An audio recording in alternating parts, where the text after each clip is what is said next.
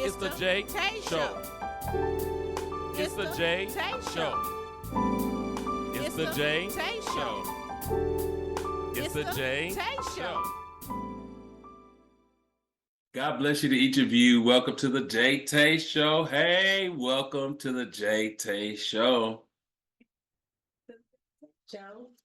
All right, well, we apologize that we missed you on this Sunday. I take full responsibility because I was out of town. I left my laptop and I was with my family. I was like, you know what, let's just wait and record later. And so we recorded later, and that video is being uploaded now. But this particular video will air on the 31st. So we want to say to you, Happy New Year. Yes, indeed. Y'all, we have made it through another year. What an honor. What a privilege. I found something someone posted, or someone posted something, and I came across it that said January, February, all the way through November and December, God kept me. What a testimony to have lived another year. And especially after all that we've been through, it just takes on a new level of gratitude in our hearts. And so thank God that each of us have made it. We've seen others pass away this year and lost some loved ones. We've been through so much this year. But the good news is we're still here after it all. True. There was someone who asked me, what was it that I saw of God's purpose in? And I don't know exactly the meaning in that question, but what I answered is the fact that God has kept us here, which means to me that He does have a purpose in our being here, whether we fully understand that or not. There is a purpose in our still being alive and well. And so we thank God so much for the opportunity to be here, to share with you another day. We are constrained for time, so we are going to jump right into crushing. All right, JaeTae, you're going to have Bishop to join us today. There he is. There he is. Welcome aboard, Bishop. Y'all, we are resuming our conversation. We did not record this live on Facebook the last time, however, or for episode 7, but this is episode 8, we are recording it, and you will have to catch up on our end of chapter 3 and beginning of chapter 4 in that broadcast, but we're resuming chapter 4. We probably shouldn't have went live on Facebook this time, but anyway, yeah, I'm live. We're here. It's on the JaeTae Show page. All right, and so we are here, and we go live to hopefully get you all to join us in the Zoom room and to share this moment with you, so that even if you see something via this live here, that you can maybe comment in the comment section and we can interact. But mostly it's just JaeTae and I, so we do what we do, and we talk it through, and we can have a whole conversation, especially surrounding this book by ourselves. All right, so we're going to jump in. We left off on page 71 under the subtopic, Yesterday's Fruit, Tomorrow's Wine.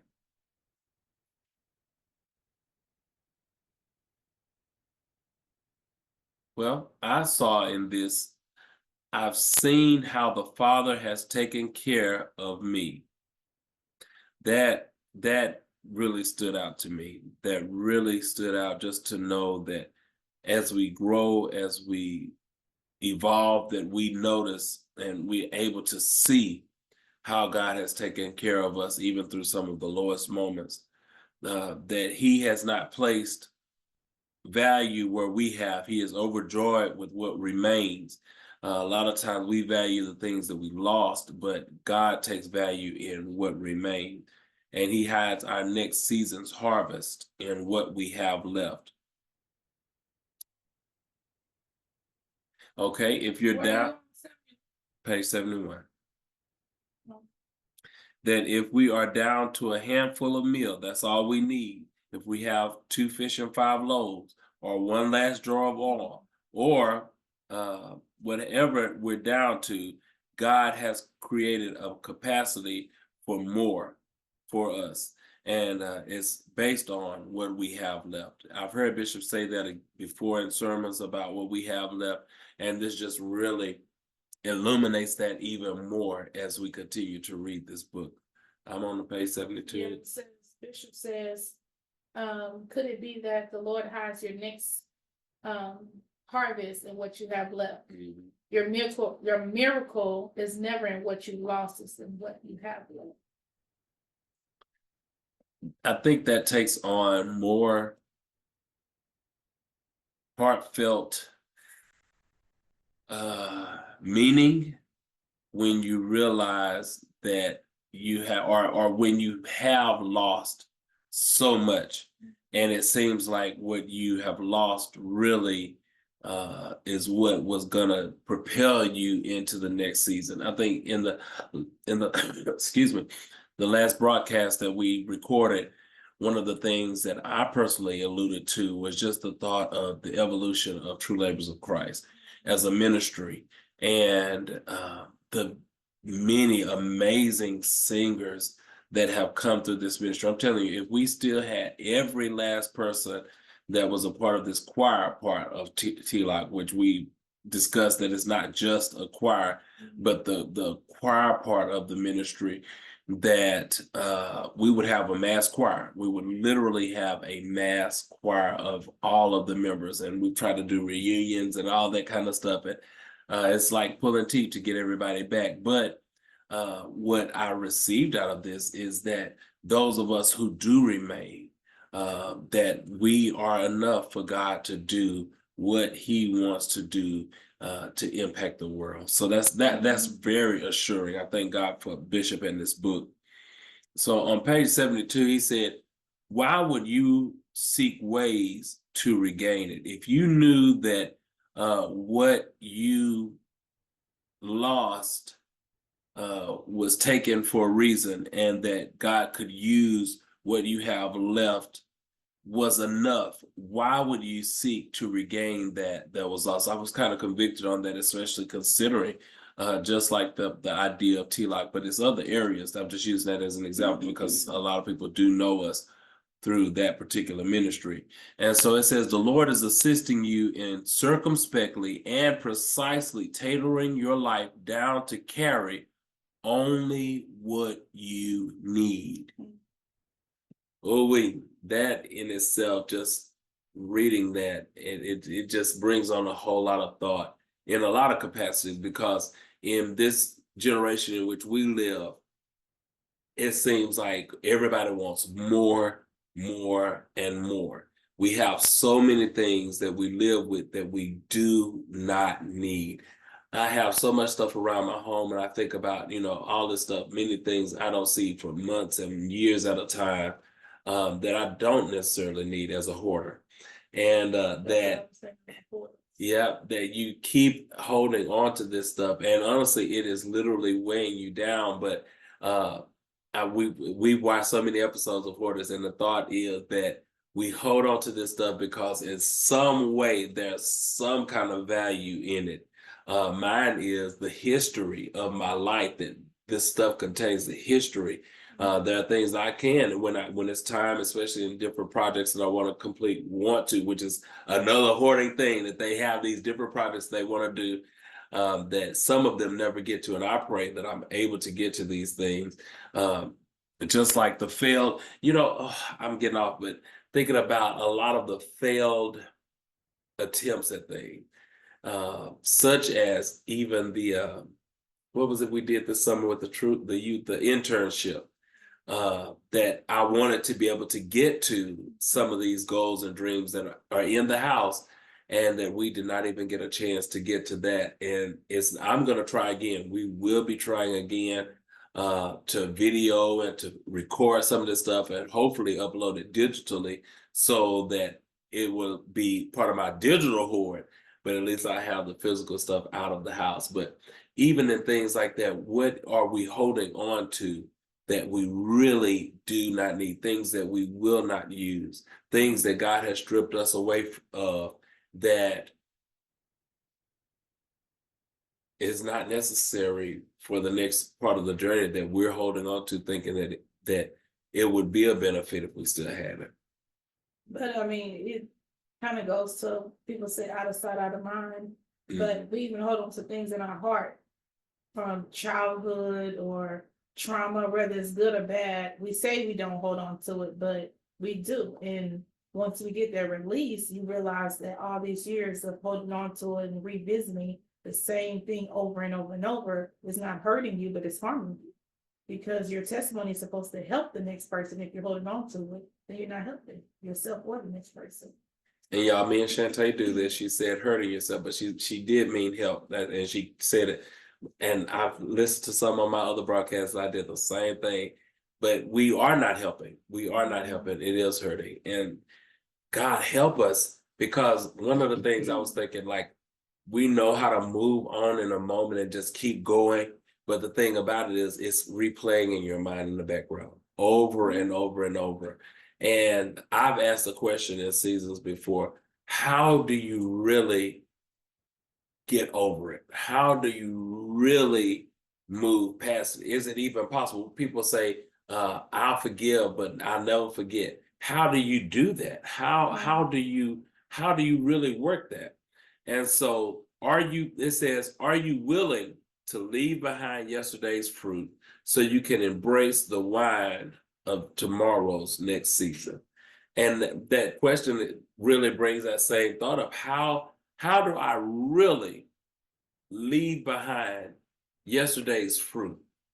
Because the reality is, I understand mentally or intellectually, I do understand the premise of, if I can get over yesterday's fruit, that there is a greater product available, which is wine. But how do I really get over yesterday's fruit, understanding that, and maybe, we've made this broadcast available for anyone who wants to share, and maybe someone has the answer as to how an individual, because this is something we're trying to figure out as well. Mm-hmm. How is it that we really are able to acknowledge yesterday's fruit and appreciate even the lessons that we learned from yesterday's fruit, but also be able to move forward so that we can become and experience the wine of the new season? Maybe we need to pose that question out on social media. Just as a question. As its own post? Mm-hmm. Okay. All right. So that's going to be a question that we're going to put on the JaeTae Show and share on our JaeTae Show page, and share and see what answers we come up with. And maybe we'll highlight that in our second broadcast, because this broadcast is going to air the day before the new year. So our next broadcast will be in the new year, and that'll be one of the questions that we highlight as we continue to study. Yeah, the first Sunday of the new year. Okay, that'll be good. Okay. All right, it says, the damage left behind by a master who dared to cut you. Just that statement is a part of a sentence, but just that part of the sentence really stood out, because whether we want to be honest and admit it or not, when God cuts us, or when God prunes us, when God chastises us, there is a measure of damage. And if anyone would say that when you're doing God's will that there is no damage, you can look at that, even as Bishop shared with us earlier on in this particular chapter, the life of Christ, the experience of Christ, the damage that he experienced in his own life physically, even I would say mentally, because he had to witness people walking away. That was part of the assignment. He had the Sanhedrins and all those who were continually at his doorstep trying to belittle or disprove him in so many ways, but he had to continue on with his purpose, and that was all a part of his process. And so, of course, there is damage from that, but he saw fit to stick with it because there was something greater. He knew that greater would come as a result of him going through what God had in store for him. He said, the Lord has strategically left a remnant that will give rise to more fruit next season. There is life in what remains. Help us, Lord. That's what I got from page 72. Well, there's a little, you didn't read this little thing at the bottom, did you? I only highlighted the end of it. Okay. The Lord has strategically left a remnant, that part. The next page, it says it's easy to roll over and submit to the lies that you've heard, that you'll never get up, that you'll never get better, that you'll never see the blessings of God in your life again. We talked about in the last show how when words and things are said to us, how we start to believe them. And Bishop, he says that you will get up. Like it's hard. It's hard to hear and to feel and to do. But we have to know that, just like Jay said in the last page, that it will get better for the next season of life. He takes us through it. It brings me back again to what we said in the last show too, as far as reminiscing on the guy who came for the youth revival that year and really driving home to us that this too shall pass. That there have been moments in our past where we've been through such low moments that it seemed like this could never end. But the fact is, we've gotten up, we've gotten through those moments. And because we've gotten through those moments, we can now believe that whatever we're dealing with right now, that this too shall pass. We will get up, we will get better, and we will see more blessings, because we see blessings of God, but we will be able to see even more. And even just saying that, because being in this season of life, and the things we've heard and seen, especially from the teachings of Bishop, is that blessings do come with burdens. So, okay, we know that we'll see more blessings, but that also means that we'll see more burdens, because even in that same aspect, considering this book, just as we have bore fruit, we're being pruned to bear more fruit, which means that we'll be pruned again. There's going to be more damage. There's going to be more pain. There's going to be more that we have to go through in order to see those blessings. But I just filmed another broadcast for the JaeTae show, and the question came up was, is it worth it? Is it worth it? Is being pruned in such a manner, and the damage and the pain that you feel from being pruned, is it worth it? But when you know that the outcome of it, the result of it is wine, you can gladly answer yes. And I believe it was in the last episode too that you said when we talked about I shared my conviction. I believe that this is preparing us for more crushing. And you reserved back was like, oh God, no, who wants to go through more crushing? But that's the feeling that we have. But this in some way gives us some kind of peace, some kind of, I don't know, maybe an additional strength to be able to endure, just because we know that what we're going through, what we're experiencing is not it. Mm-hmm. It's not a situation I'm going to find myself in and that this suffering be the end of it. No, there's something greater that's coming as a result. It says, Bishop says, God has allowed what we had to be taken from us because he has promised that he holds even better for us. He never allows anything to be seized and torn from us if he didn't have something better to put right back in its place. Mm-hmm. The gentleman that we talked about, you know what? Were we past this? Oh, no. So in the last episode, one of the stories that Bishop shared was about a gentleman who had come into his office who had lost his job and all of this. And so now he's saying years later, the gentleman came into the office again, and he could see that his unemployment was the freedom he needed to begin doing on his own terms what he loved the most. He's now an entrepreneur. and that the pruning that once hurt him turned out to be one of the best things that ever happened to him. He said, how could something so bad turn into something to the best thing that ever happened? And that's the thing. We can't see it in the moment. That's the beauty of surviving. That's the beauty of overcoming, is understanding that I don't understand the blessing in this now, what I'm dealing with. Even in having been homeless, that was something that came out in this last broadcast that I just filmed, and things like that. Nobody, we've shared this probably in this particular show as well. Nobody on the schoolyard in elementary says, I want to be homeless. I want to be on drugs. I want to be a drug dealer or any of that. When you ask a child what it is they want to be when they grow up, all you hear is police, doctor, teacher. You hear all these wonderful things. You never hear a child say, I want to be homeless. You never hear a child say, I want to be hungry, or all these things that we experience and realize are really normal anomalies of life. These are all a part of life.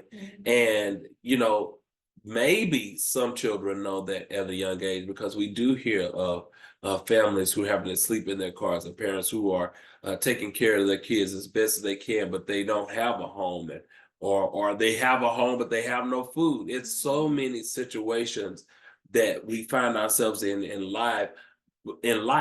But the good news is, once you come through that you can see on the other side of it a difference about yourself, about life, about God, and how that even going through that, the scripture, all things work together for good, is illuminated. How you can actually see that low moment, even at times feel how you felt sitting in that moment, and the pain that you felt, and see all of that as how it worked for your good.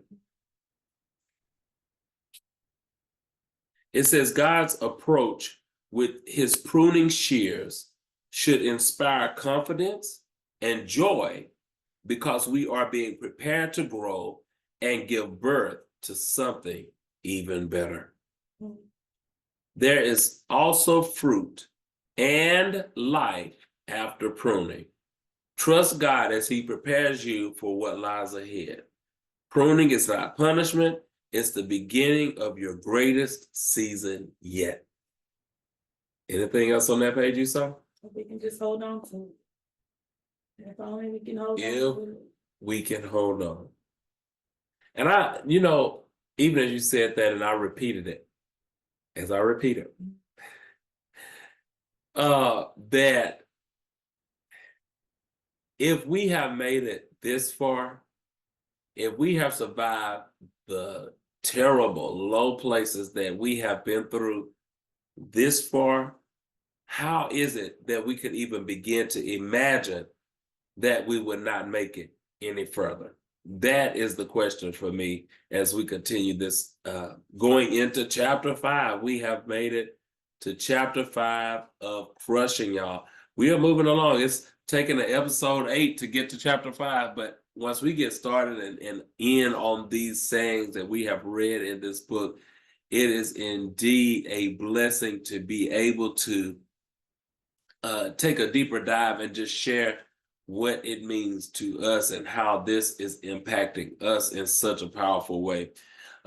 This starts out with a quote from Mother Teresa, and it says, "If you love until it hurts, there can be no more hurt, only more love."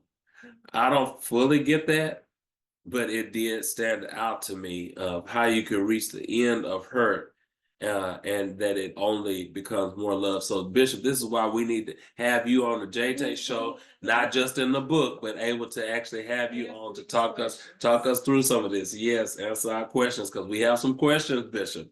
All right. It says, one of the only things I highlighted on this page, because now Bishop, he goes into sitting in his backyard with his family, on Independence Day and recollecting on what that meant while they're enjoying the food and the fellowship and all of that, the price that has been paid by others so that we can enjoy this season. And, you know, before I even get into it, as I read that and read this section, what kept coming to mind is I've shared this in several broadcasts between the JaeTae show and the JaeTae show of having experienced U.S. History 1301 in college this semester, and how what I've learned, even though initially I didn't want to take that class, I was bothered that I felt like I was being forced to take it. Now on the other side, here we go with another side, the other side of it, sitting with the course completed now, that I can see how what I learned in it and what I saw as it pertains to our country, that it's becoming a major part, because I'm talking about it more and more, and I'm seeing the privileges that we are afforded in this season and in this generation that our ancestors were not. And so Bishop says he began to give thanks to God for the privilege of living in a free country. That's the only thing that I highlighted in this.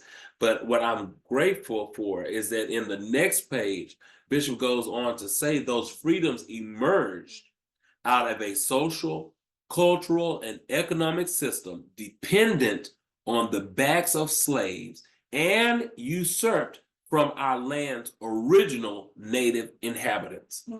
We're talking about thanking God for freedom and living in a country that is so-called free, but there is still an oppressive regime and system that had been set up by the nation's founders. That's the thing. It was founded with slavery and oppression. It was founded with people being driven out of their homesteads.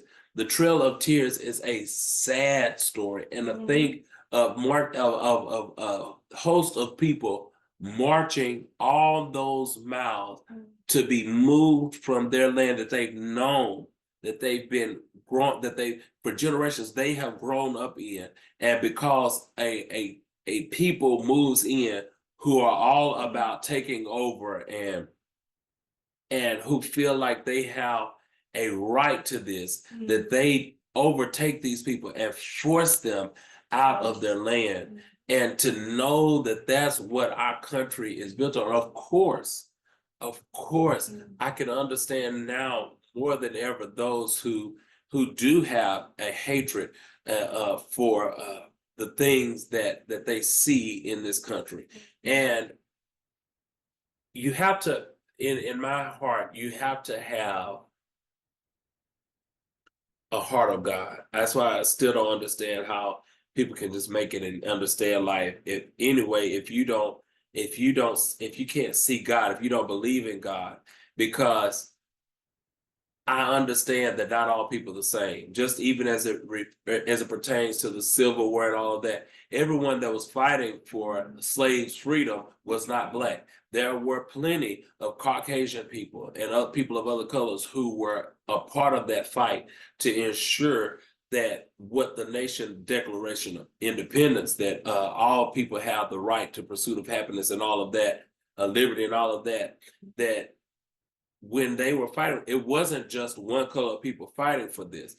There have been many people of many colors, and that's the beauty of understanding. That's why I hate to hear people say all white people or all Black people in any situation or any mess, anything like that, because it's not all. We've talked about that word all and never and those final words. It's not all people of one color, but there have been people of all types and kinds who have contributed one way or the other. And so, just to know that there has been a fight. It says, remember the suffering of those who are not free. That there are those even in this free country who are not free. And so we have a responsibility. That's one of the, and to be honest with you, Tay, as I was reading this, what I love about our show and the platform that we're establishing in this season is that we're giving voice to these kinds of things. We're giving voice to these situations. We're illuminating it so to make sure that it's clear all of us are a part of this fight. All of us are a part of this journey. Yes, we have the privilege of living with these freedoms, but there are people who still do not have the freedoms in which we have. And Bishop goes on to say, repeat something that Dr. Martin Luther King Jr. said, which was, no one is free until we are all free. Mm-hmm. It made me think about like Christmas just passed and Thanksgiving just passed.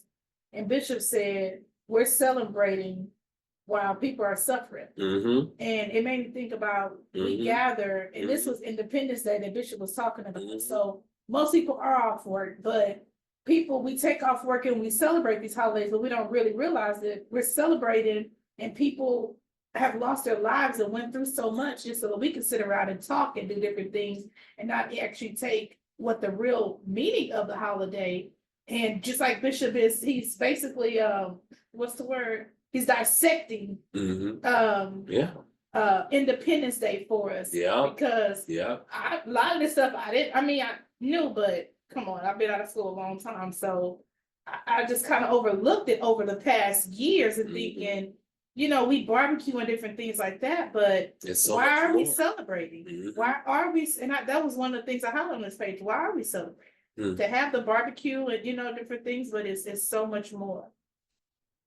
And, you know, what I thought about, even as you said that again, I'm glad you said it because it brought back to memory this thought that I had, that it is true. On one hand, we celebrate, and we do have reasons to celebrate. But then on the other hand, it's the same thing with the blessings and burden.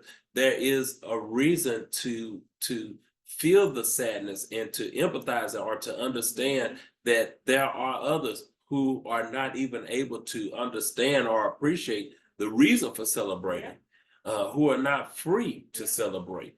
And that's the biggest thing to me in reading this, is that takeaway that on one hand, we're able to celebrate, but on the other hand, we need to be taking a deeper look at this and figuring out what is it that we need to do in order to make sure that everybody can enjoy that type of celebration. It says there are so many freedoms that so many of us take for granted, and that's the truth. And that there are people who have no hope of rehabilitation or restoration. Oh my God. Even now that almost brings tears to my eyes just because of thinking, what do you do in a life that you feel no hope of rehabilitation or restoration? At least we have that hope. At least we do believe and know that some way, even in some of the darkest situations, that things really can get better. But what if you're one of the people who's living without that hope, who has not come to the other side of your life where you see that things do work out together for your good? What do you do? And so even if one person remains enslaved by prejudice, racism, sexism, poverty, or lack of opportunity, what is it? How can we truly celebrate? If just one person lives in all of that? Because a lot of that we just listed, or that Bishop listed in this book, we understand that. We understand having these types of moments and lack of opportunity, sexism, poverty, racism, prejudice. We know that. We know that based upon our experience. And so all of us in some right are in the pursuit of happiness. So if one person is going through all of that in that pursuit, how is it that we can celebrate? Really celebrate. And in that case, that leads us to that on one hand, I can celebrate, but then on the other, when I consider these and those who are going through, it makes me think that we're supposed to, because we know we're supposed to spread and help them, like pull them out of the pit instead of leaving them there. Mhm. Does that make sense? Mhm. You know, because Mhm. what got me was, you didn't say it, but he didn't just say without hope of rehabilitation or restoration. He was talking about people.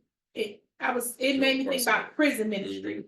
And how, you know, they feel like it's the end, and it's up to us to go in and share that there is joy, you know, there is hope after this. Just because you're in prison Right now don't mean that you're in prison. You got That's people right. that's free, you know. Reverend Preston said all the time, people are free are bound more than people in prison. That's true. Because you know, mentally.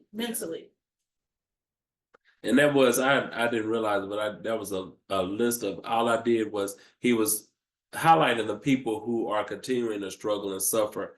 And one of them was those who are incarcerated and they're without hope of rehabilitation and restoration, but then people who are recuperating from injuries because of their skin color. And then others who have buried loved ones killed because of quick trigger prejudice of those around them. You know, there is suffering is suffering. Hurt is hurt. And that is just that's the thing, is that people around us are suffering. And I think often in my prayers that as I pass by the multitude of homes and apartments and I see all the cars driving up and down the road, that I feel like I am a part of something greater, because I can access the God who knows each and every individual in those cars, each and every individual in those houses and apartments. That while I'm riding by and I see the beauty of the outside of the house, or I see the nice car or the raggedy older car, I don't know what that individual is going through. I can't even begin to imagine even the person who's driving a Tesla or all these nice cars, the suffering that individual could be enduring, even as they're living in that nice mansion or that nice home. But God knows, and that somehow, I don't know how, but somehow that gives me some kind of peace, especially knowing that I can talk to him, I can pray to him for them, and for those of us who are suffering. And I pray, even as I was reading this, that as we shared this, that it would evoke some kind of passion for those of us who do know the power of prayer, to be in prayer for those who are suffering, because we really don't know, except for that modicum of suffering that we have experienced in our own lives. There has been a level of suffering that each of us has endured, but I would go far to say that we are living in a much more blessed season of our life than we ever have. And because of that, it should cause us to empathize with those who are still in the fight. Not to say we're not in the fight, that we're not still being crushed, but it's certainly not what it has been. And Bishop goes on to say that we are the juice. Now let's look at this. And he gave me language for what I've been saying, but we are the juice of the crushing of our ancestors. I keep saying it's because of the fight that our ancestors had to endure, all the injustice they went through, that allows us to sit with the freedom to read the pages of this book freely. We can sit in public and read, whereas they couldn't barely read in private, because if they were discovered, they were beat, they were whipped, their books burned, and all these kind of things. But here we are, free to read. We're free to share what we've read. It's so much more. That's why it is so important that we teach those coming behind us the importance of reading. That this is a blessing that those before us did not have. It was a privilege. It's a privilege to be able to do this. And so we need to ensure that suffering, let's see. We have to ensure that their suffering was not the end of the story. That what they endured for us to have these privileges now, that is not the end of the story. We still have a part to play in making sure that these things are passed down to the next generation. We need to make sure that we're doing our part, because there are still people that are being enslaved in human trafficking and all kinds of things. And if we are silent on these things, if we're not voicing this on platforms like this, then what are we doing? Because it was the fight, it was the standing up for these basic civil rights, these basic human rights. Who is somebody else to tell you that you cannot read? What? So, but to know that is even still possible. Bishop says there is still much to be done. Yes, there is. I don't have none on that page. Okay, well, my last one on this page is freedom is the complete inclusion of opportunity and the total reform of any residual systemic imbalance so as to level the playing field of disadvantage that has existed for generations.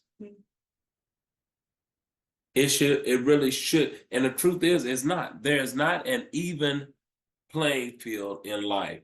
My top three, which includes Bishop, Tyler Perry, and Oprah, that they have rose from the lowest of living to rise to this place of notoriety that they've arisen to, an ability to influence that they've risen to from an uneven playing field. You would not imagine that three of the most powerful people in our generation in time would be three Black people who come from the places and the background that these three individuals have risen from.